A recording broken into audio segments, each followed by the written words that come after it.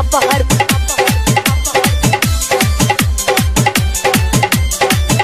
किया रानी जाने नहीं कोई पावो ऐसा करी है तू के खेला और मैं सब के सुताई के गिले आई है तू अकेला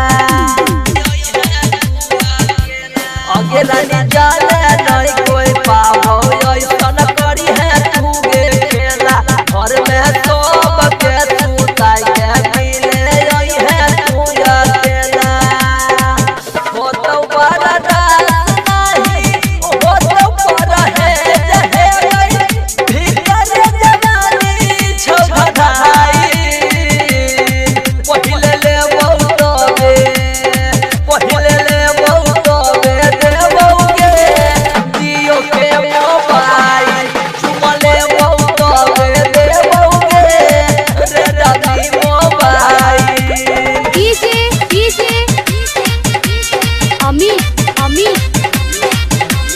अपहर अपहर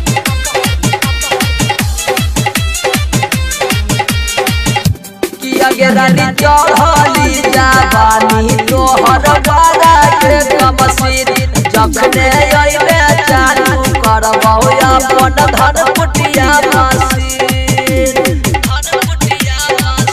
किया रानी चढ़ली जवानी तोहर बारा के कमसीर जखने अइबे चालू करबौ अपन धन कुटिया मसीर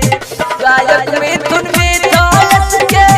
मिस बोल मारी है राइटर संतोष बड़ा जाली